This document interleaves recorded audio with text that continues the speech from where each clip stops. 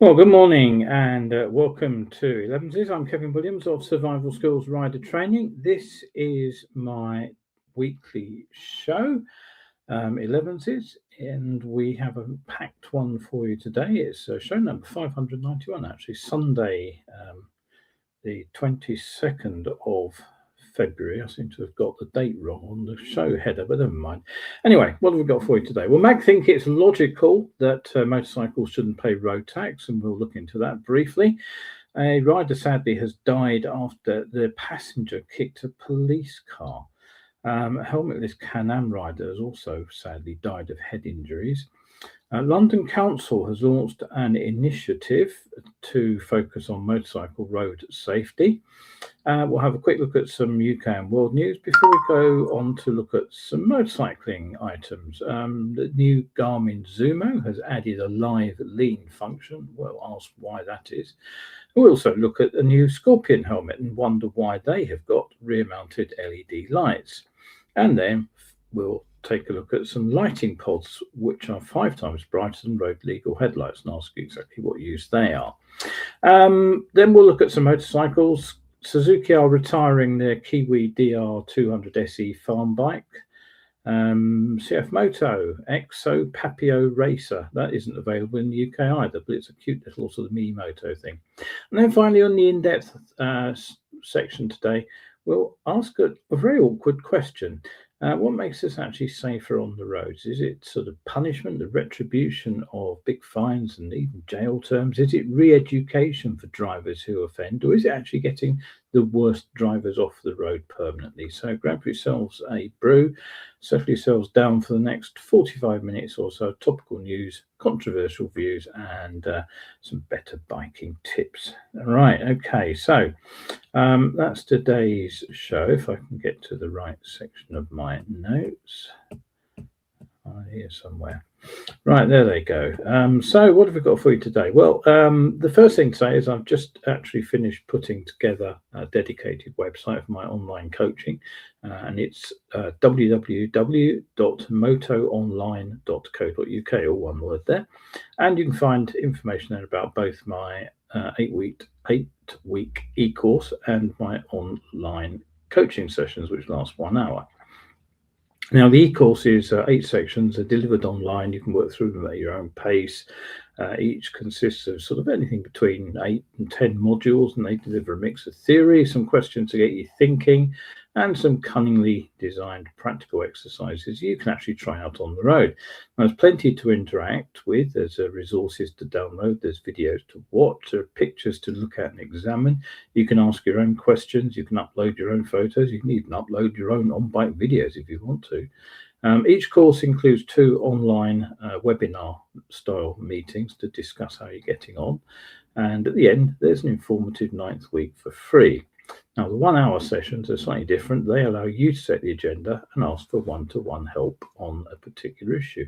Now, I know e-learning is not everybody's cup of tea, but if you're open-minded about how you learn and you enjoy having your challenge, your thinking challenged, I believe you'll be surprised at just how effective they are.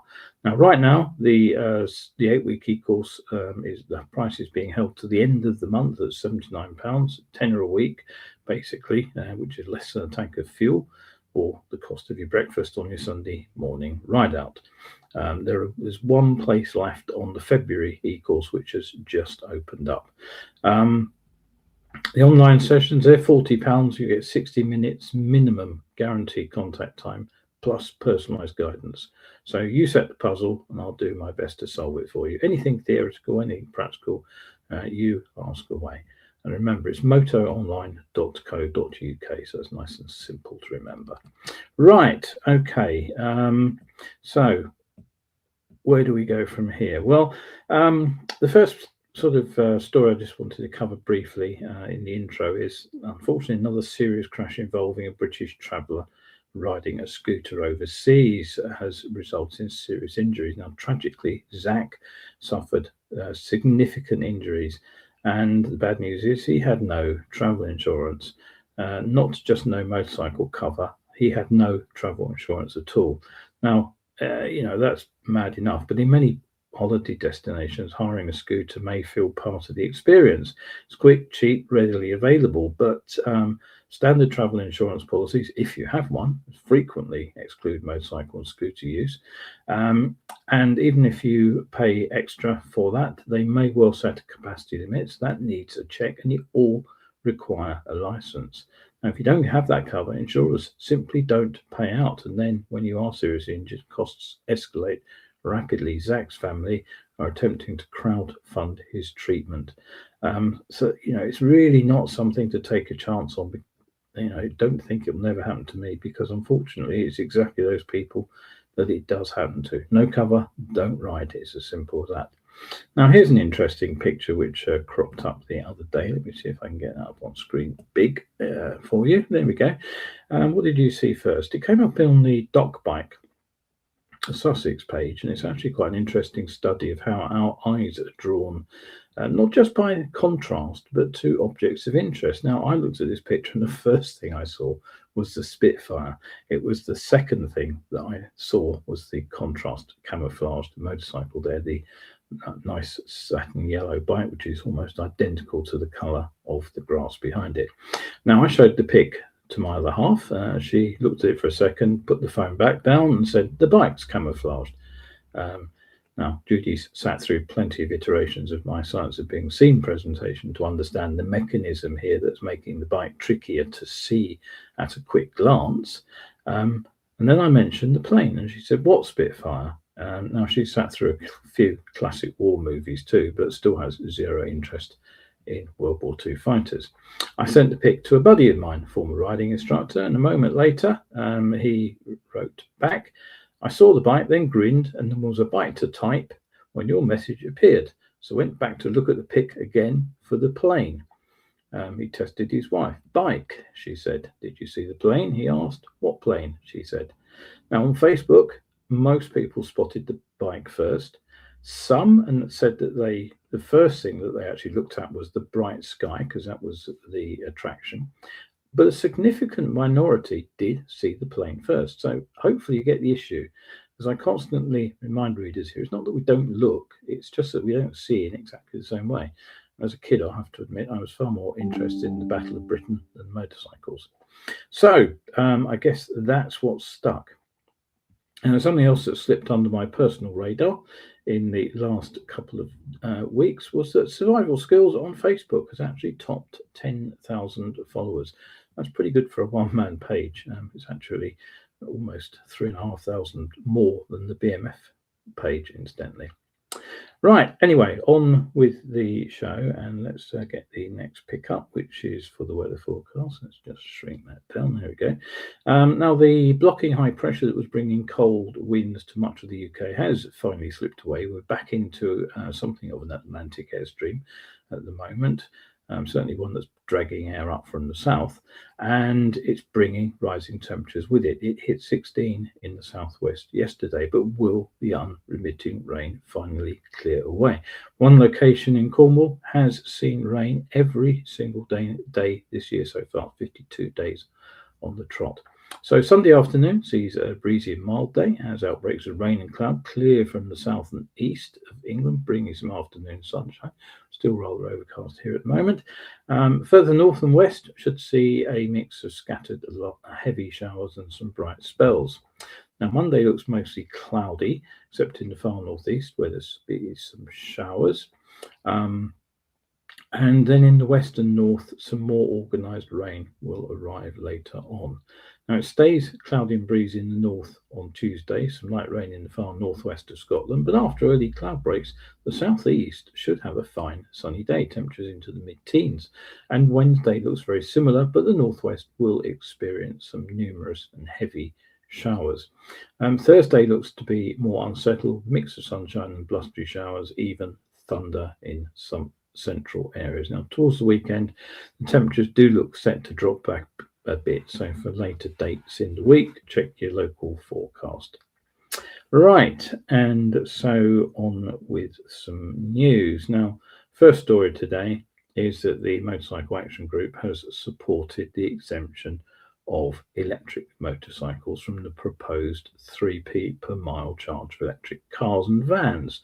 But they go further. They argue that all PTWs should be exempt from road tax. Now, their argument is that motorcycles cause minimal road wear. Colin Brown claims a motorcycle travelling at 3 kilometres, travelling over 3 kilometres, causes as much damage as a car travelling just 1 metre. Now, that may well be true, but the road funding isn't just about surface damage. Vehicle excise duty has never been a direct pay for what you wear out system. It feeds general treasury revenue. And more importantly, roads are capital infrastructure. They have to be built, they have to be maintained, they have to be policed, and that's expensive. That's the system that motorcyclists exploit as much as any other road user. Now, the other planks of the usual congestion busting argument is the equally overstated one about motorcycles taking up less space on the road. Now, they have a small static footprint when they're parked, but when they're moving, they require a safety envelope around them, and they actually take up much the same space as a car on the road. Right now, motorcycles make up around 1% of traffic in the UK. Modelling suggests that only when you get to about 10% of traffic will journey flow times actually fall, and even though it's not particularly significant. If you really want to pack more people onto the roads, take a bus. The government's real problem, of course, here is falling fuel duty as vehicles electrify. It needs replacement revenue. So against that backdrop, the sort of blanket exemption for motorcycles looks less like logic and more like advocacy. Once you look beyond surface damage there, the argument there really seriously unravels. Now, sadly, a motorcyclist has admitted dangerous driving after a crash left his friend with multiple spinal fractures. This happened in Glasgow, where the Sheriff's Court heard that 32-year-old Bernard Mullen was riding an off-road Kawasaki 125 in Barlanach on April the 6th, 2023, with a pillion passenger. Police initially spotted the pair riding on the pavement. Prosecutors said Mullen accelerated towards a parked police car and began to lose control. But as the bike passed the vehicle, his passenger kicked it, causing Mullen to completely lose control and veer off into a boundary fence. Both men were thrown from the motorcycle. Mullen struck his head on a fence and his helmet came off. His passenger suffered spinal fractures, fractured shoulder, and significant head injury requiring stitches and staples. Mullen himself sustained 9 spinal fractures and a serious head wound, and he pleaded guilty to causing serious injury by dangerous driving and to riding without insurance. Sentencing has been deferred. He was also disqualified from driving. Now, in the last couple of shows, I have been looking at the damage to the brain resulting from rotational injuries. These are the ones where the helmet strikes a surface, a glancing blow, and kind of rotates rather than being a full-on impact. Nevertheless, that is the helmet's primary role. It still remains protection against blunt force trauma. Now, sadly, an inquest heard that a County Durham man died from head injuries after he crashed his 3-wheel Can-Am on a roundabout in Consett last summer. Brian Corrigan, he was 62. He mounted the pavement and collided with a wall. The court heard there was no no mechanical faults with the vehicle, no evidence of mobile phone use, although his blood alcohol level was slightly above the legal limit.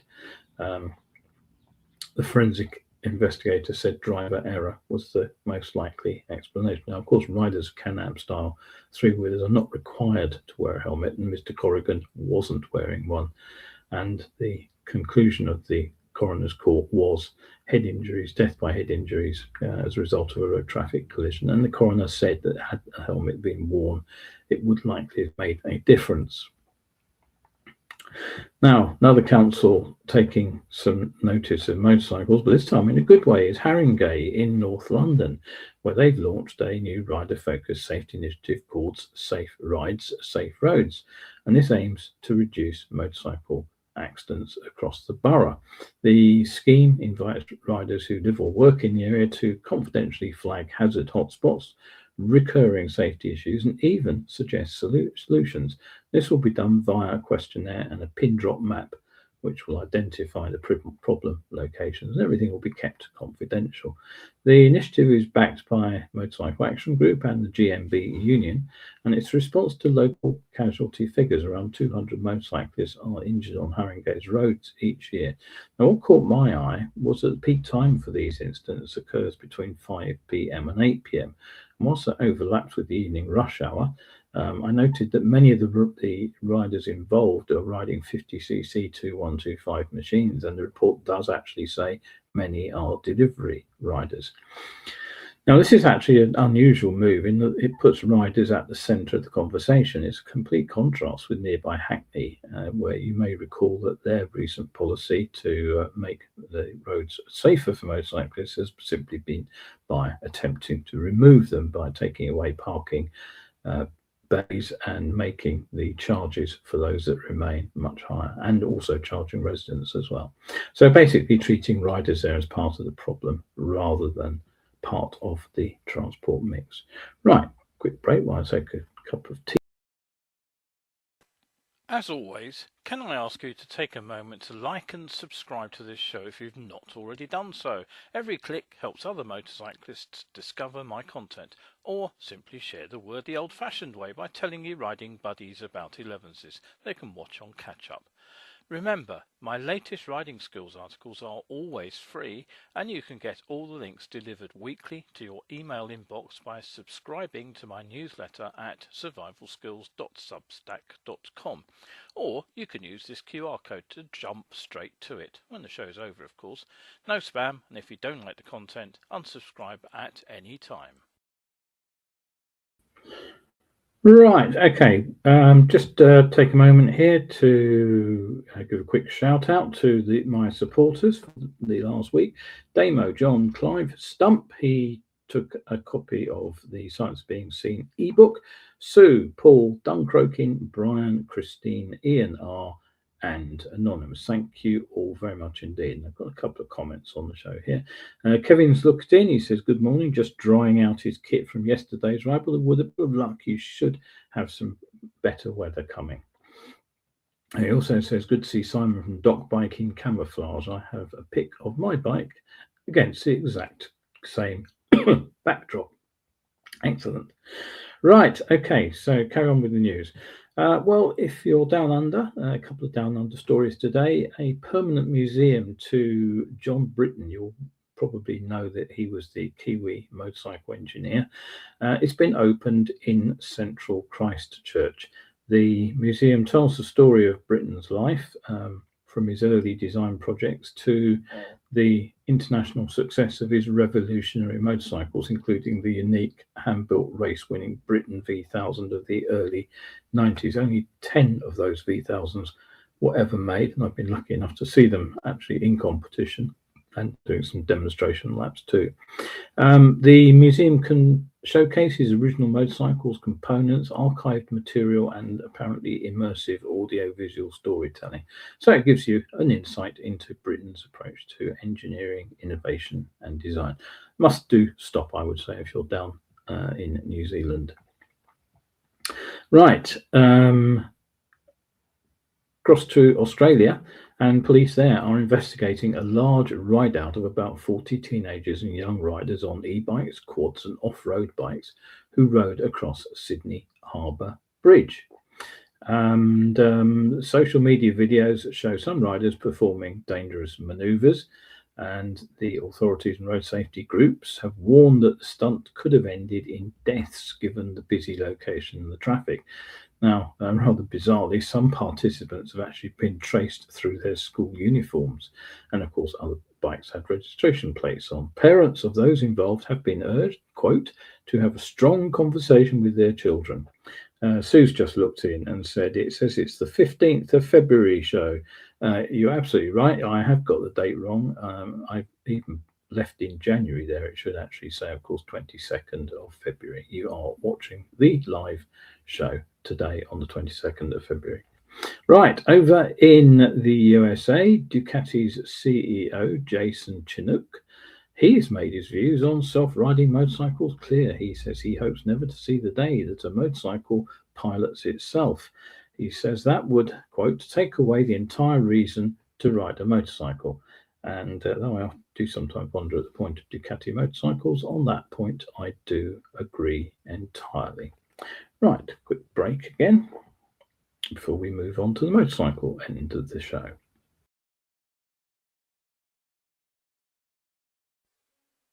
If you enjoy these shows, why not become a member of my Ko-fi pages? Just follow the QR code and sign up.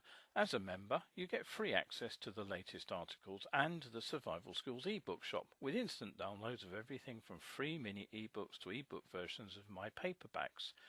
Become a one-off supporter and you'll open up the archive of over 1,000 articles. If you buy me a monthly cuppa as a subscriber, there's even more content to enjoy. Right, okay, so that brings us to the final section of the show. I'm going to look at some items of biking technology here, which I kind of struggle to see the point of on several levels. So let's start with the new Zumo XT3. It adds what Garmin calls live lean angle alongside expanded off-road mapping and performance data integration. And I would honestly ask, what's the point? Why bother with this? Let's see if we can get the there it is. Now my guess is that Garmin are actually struggling to sell navigation units. There's a close-up of the screen, doesn't really show you all that much. The infotainment market, they previously let you broadcast your stored playlist to your headset. That's now basically covered by mobile phones and always on data. So it leaves kind of limited room for innovation. So I would say it's a direct lift from sort of track-focused data systems. I mean, the real question is, what's live lean for? Is it useful? Is it a distraction? Post-ride, it may kind of be useful for the sort of analysis that a track school are doing. The Moto DNA school makes a big thing of reviewing a track session, which they use GoPro cameras, which records the data there to understand, they say, performance and refine their rider technique. But does putting that data on a large navigation unit right in front of the rider in real time on the road make any sense? I mean, it doesn't really offer any actionable value, does it? I mean, it's real time. It's already too late to think, oh, too much, too little lean here. But, you know, frankly, no rider should actually be glancing mid-corner at a sat-nav to see how many degrees they're carrying. I mean, if anything, you're sort of encouraging riders to monitor live lean angles. It sort of risks gamification, really, just chasing the numbers. Now, Garmin built their reputation on some robust navigation devices like the Garmin Zumos. And, you know, for adventure riders traveling beyond mobile coverage, there is still some value. There once or twice I found that I didn't have live coverage of roads in New Zealand, for example, and I had to fall back to my own Garmin, which was I had mounted on the handlebars. So it does have value, but you know, for the real road rider, the case is getting harder and harder to make for these expensive units. You know, cheap smartphones running free apps offer live traffic, constant map updates, and routing, which may or may not be that intuitive at zero cost. So you know, if you've got a GoPro, as I said, you've already got the lean angle data. So if you ask me, adding metrics like this suggests that it's the real life relevance test that Garmin is struggling to pass. Right, okay, let's have a look at the next picture too, and let's get that up on screen. And again, I'll give you a zoom in view on this one for a moment or two. This is a new helmet. It's Scorpion. It's the XO 530i Air. And it's a new full-face sport touring helmet, and it features integrated rear LED lighting along with a pin lock insert and an adjustable fit system. Currently offered in Europe, so if you're in the US, I'm afraid it's not out there for you. The most noticeable feature is the spoiler unit built into the rear. You can just see it on the picture there. It's actually designed as part of the shell rather than sort of a stick-on accessory, which most of these are. And the colour options vary apparently according to market regulations. So you can choose between red, white, green, and blue. And I believe you can either have constant or flashing options too. The aim is to improve conspicuity in low light conditions. So, technically it's a neat integration, but it doesn't ask a question. What problem is a rear mounted lighting system actually solving? Now, motorcycle casualty data consistently shows that riders are more commonly involved in frontal conflicts, either by leaving insufficient following distance, in which case the light's going to make absolutely no difference whatsoever, or a driver turning across the path of the bike when it might. Rear end impacts do occur, but they're pretty unusual. They're not the dominant crash type. So, lighting technology at the rear addresses a sort of comparatively small slice of real road risk for riders. In any case, motorcycles already have mandated tail and brake lights. So I'm not really sure what this brings to the party other than the potential risk. I thought about this as I was driving along the other night, actually, when I was preparing this story. You could be confused with a slower moving cyclist who is also using helmet mounted lights.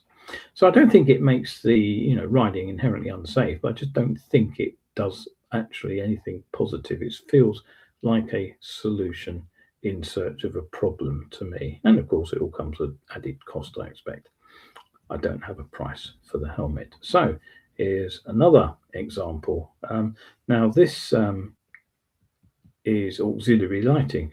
Now, on an unlit trail, miles from anywhere, powerful sort of beam like this probably makes some sense. I certainly remember from mountain biking days when I got a decent halogen light on the bike, the difference it made to actually cycling at night through sort of woodland and things on the way to the local pub most of the time. It really did make things a lot easier. But the current trend towards these ever brighter aftermarket pods is that where do they get used? The obvious question is and the obvious answer is that most of them will actually be on shared public roads, not for off-road riding. And it's arguably that now you're starting to bolt on bikes, which are a bit of a bolts on lights to bikes, which are actually a liability rather than a benefit.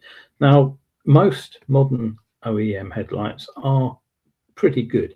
I mean, you may not think so if you've come to bikes recently from cars, but when you look at what was available for a motorcycle a couple of decades ago, they're amazingly better. And of course, an LED headlight on the new bike is engineered to meet beam pattern regulations. They're designed to illuminate the road without dazzling oncoming drivers when they're on low beam. And it's that controlled distribution of light that makes them road legal. It's not all about brightness. Many aftermarket off-road units are rather different. Many do scatter their light far and wide, as my brother's just discovered with a set that he bought that was said to be road capable. And he said they're not actually much use riding on the road to supplement his headlight. Anyway, this light beam is the Nacho Lighting Quattro 4-inch pod light, and they are apparently capable of an output of around 10,000 lumens per light, and they cost £550 a pair. Now, for context, a typical road legal headlight produces roughly 1,800 to 2,400 lumens per bulb. That was the result of my investigation. So, on a trail, that kind of output may be transformative. But on a damp B road, when you're riding your bike with the lights on towards oncoming traffic, it will be dazzling, particularly if the road's wet. So even for the rider, it can make road signs blinding. And if you're following another driver, you'll be dazzling them via their mirrors. So none of this actually overly improved road safety, I would say. And there's another behavioural limitation, which few people recognise when they put bright lights on their bikes. You see further on main beam, you go faster, and then you drop your beam to dip. Even if you have your auxiliary lights dipping, suddenly the road that you can see in front of you is massively truncated. It drops right down. And now you're traveling too fast for what you can actually see. So think about what you're doing before you just stick on sets of extremely bright auxiliary lights. Right, next picture then. Let's have a quick look at that one. Well, this is one of New Zealand's most enduring farm bikes, and it's heading into retirement. It's the DR200 SE. It's been a staple on farms across the country for a long time. Final shipments have been delivered and are largely now spoken for. The bike is a simple air-cooled, carburetted, old-school technology. It's been valued as a reliable, lightweight workhorse, easily maintained without specialist knowledge, and capable of withstanding daily farm use. But apparently, the reason for withdrawing it is that the manufacturing tooling is wearing out, and side order, of course, of tightening emission standards and limited global demand for a bike like this. So it's understood remanufacturing this bike is no longer commercially viable.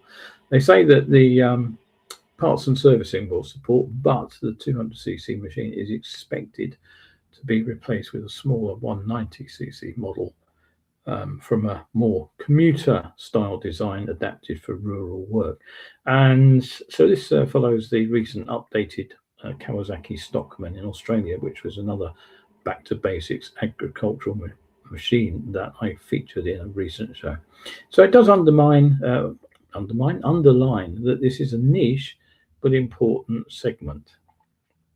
Now, my final bike for the day is another niche market. Let's have a look at that one. I'll just zoom in on that one a little bit more. There it is. This is the CFMoto Exo Papio Racer. Now, to me, this machine brings back memories of both the sort of Eddie Lawson replica Kawasaki's and also endurance modded FZ750s from the mid-80s. So it's actually a Grom style mini bike. Now, as you probably guessed from that description, it's a small single cylinder engine that propels the bike, but oddly, it displaces 126 cc's, which of course renders it 1 cc too big for the A1 Euro and sort of UK markets, even if the power output of 7 kilowatts, which is about 9.3 horsepower, keeps it well within the performance specs. The bike gets a 6-speed transmission. It gets single front and rear discs, dual channel ABS, upside down forks, central rear monoshock, and it gets a high level exhaust actually tucked up under the rear seat. Bike rides on 12-inch wheels, 120 profile at the front, 130 at the rear.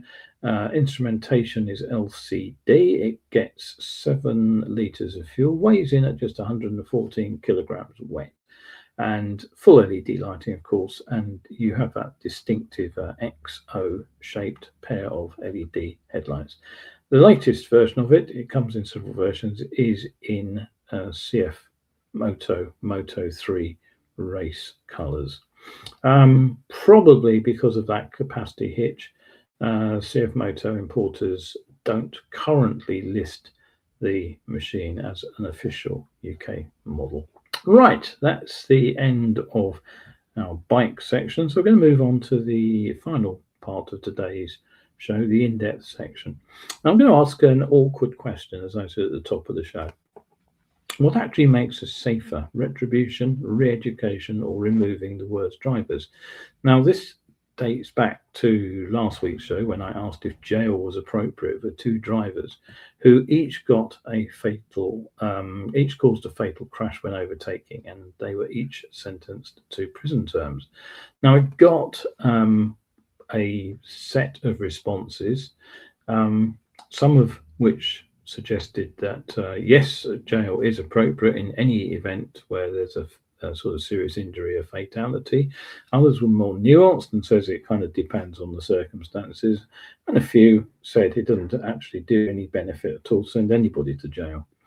I kind of think that part of the problem is that we call the people who are killed very sadly, tragically, in these crashes. And I'm not trivializing that by one small iota.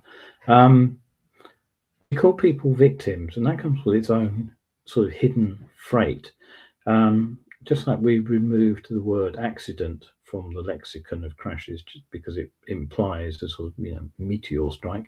The moment you say victim, you automatically imply a perpetrator, and you imply an intent, or at least an agency. You imply that you did something to someone else. It's in criminal law, perhaps that's appropriate, but in sort of road crashes, maybe it's not that simple. As I've said before, many crashes don't involve malice. There was no deliberate act to cause a crash. There was no conscious choice to cause harm.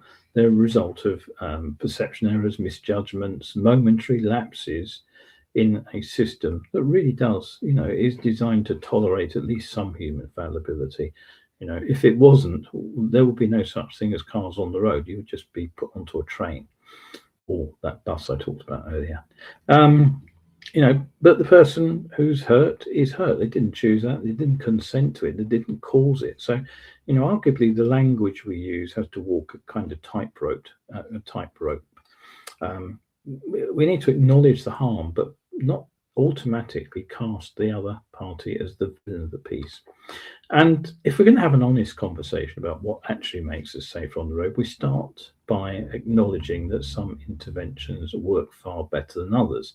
And the sad fact is that the strongest safety gains don't seem to come from either the classroom or the courtroom. They come from quiet structural parts of the system that most people don't actually think about. High visibility enforcement that makes people feel they'll be caught. Graduated licenses that sort of helps protect novices as they learn. Roads and vehicles designed to absorb human error. That's all part of the Vision Zero. But at the sharp end, there should be a removal, I think, of the small number of drivers who repeatedly show they can't be trusted. They should be off the road permanently, and they aren't at the moment. They may not satisfy our emotional need for justice, but it should be something that we start to think about.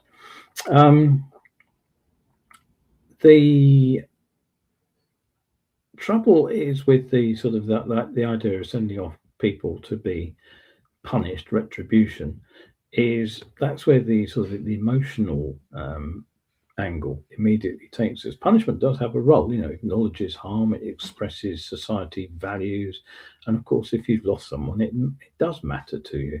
But as a safety tool, criminology has shown for decades that the severity of the punishment has very little deterrent effect. The most obvious example of this is the death penalty. It doesn't stop people murdering other people. What does deter people significantly is the likelihood of being caught.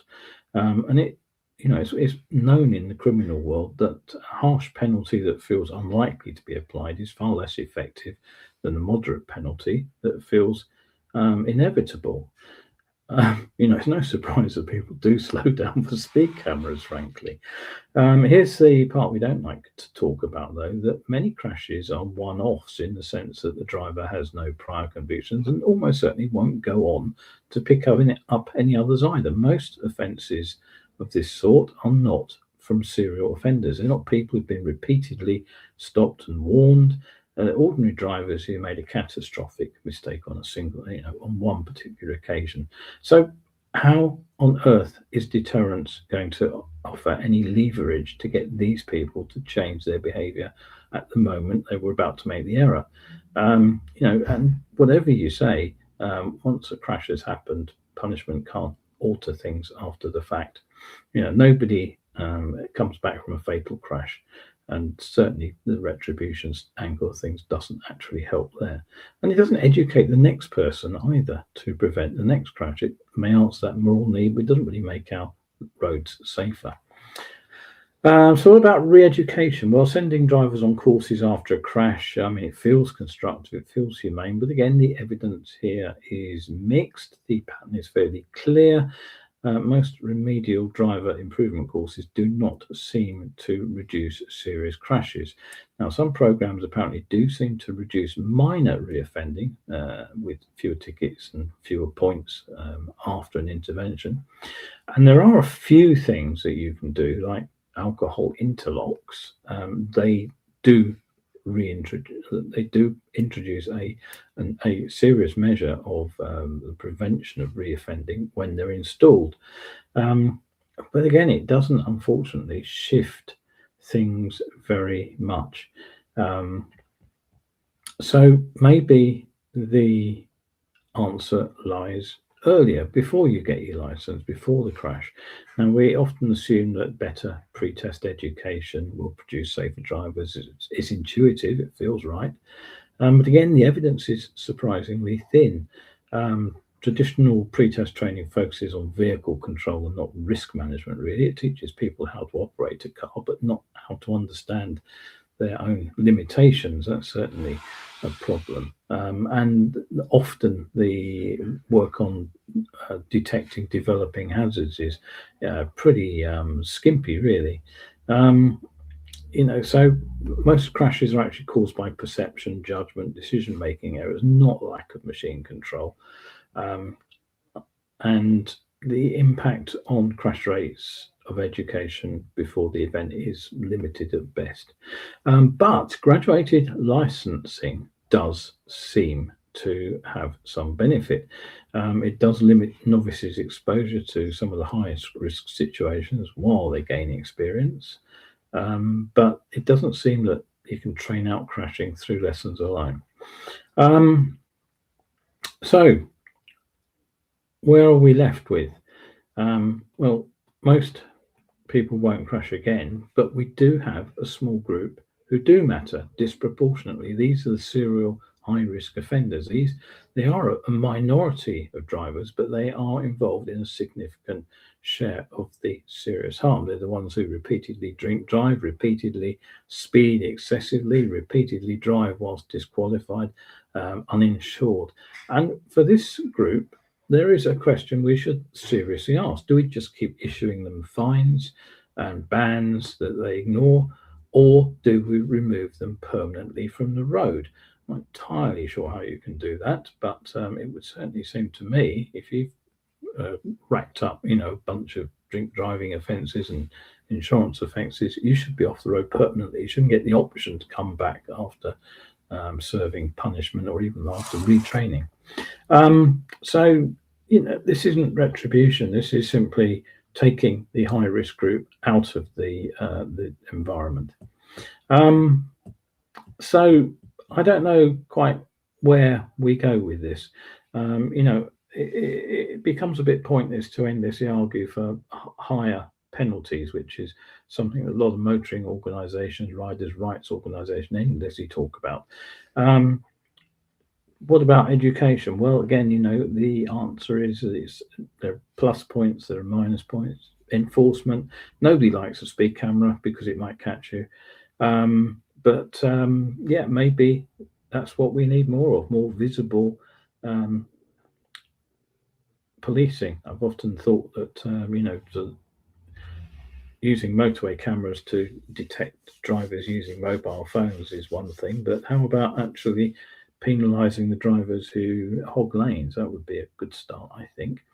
Anyway, it's a complicated question. I don't think there are any serious answers, but simply resorting to punishment, I don't think is the answer. Right, okay. Kevin says, stupid to sell a 126cc bike in the UK market. Yes, well, it would be if they brought it in, I think. But they're not going to by the look of things. Maybe 200cc, that could be fun though. Right, okay, that is pretty much it for today. Don't forget, the latest e-course is just starting. There's one slot left, 79 quid for an 8-week course, or at least an 8-section course. Work it through at your own pace, ready for going out on the road as the weather improves. I know e-learning, as I said, isn't for everybody, but do take a look. motoonline.co.uk. That's it for today. Thank you to everyone who has looked in. At some point of the show. Oops, that's the wrong button. I think that was the right button I wanted. You've been watching Elevenses from me, Kevin Williams, of Survival Skills Rider Training. Make a date to join me next week for a show with another roundup with news, views, and biking tips. And if you are out there on your bike today, just starting to brighten up here, then stay shiny side up, and I'll see you for the next show.